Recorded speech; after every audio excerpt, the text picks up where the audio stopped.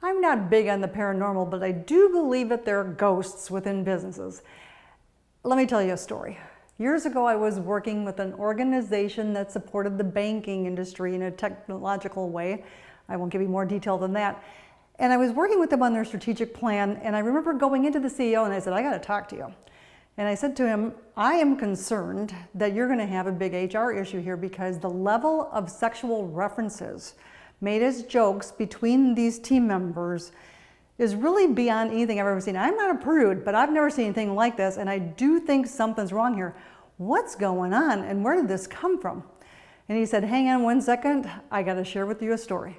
And he said, I purchased this company from a gentleman who was having an affair with his secretary, and they used to go to the back of the office, and there was a little room they went into, and they had a red light, you can't make this stuff up, outside the door. And that was basically a sign for the rest of the group, don't come in here now. And he said, no matter what I do, since I purchased this organization, I can't seem to make the sexual references go away. It was such a normalized thing within the organization that even as new people come in, the ghost remains. And I basically said, okay, that is it. We need to have an exorcism because this has got to stop. And many of you know what I'm talking about. You need an exorcism for something else.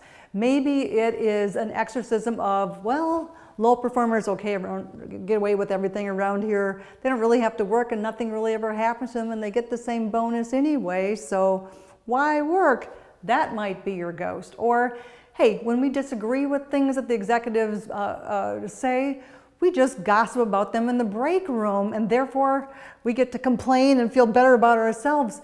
But they're not making a difference. They're making everybody feel worse and destroying the very fabric of your culture while they're doing it. All of these kinds of things that are normal within your organization may not be the culture that you choose. Your job as an executive is to define the culture that you choose. You're going to have to get rid of the ghosts, and you'll need to build the systems for improving the culture to tie everyone to the values and behaviors within this organization. Now, as you're doing this, I gotta say, it is important to do it right and in the right order and with the right steps, because if you make an attempt in that direction and you don't get it done the first time correctly, each new initiative you will roll out will now be a this too shall pass, let's just slow walk them one more time process, because they don't like giving up that control. And you know what I'm talking about if you've been on planet Earth for more than a decade. So understand that you create the culture of the organization, which means you're going to have to grow a backbone, decide what you stand for, and start to put systems in place to transform your culture. And yes, I did say systems.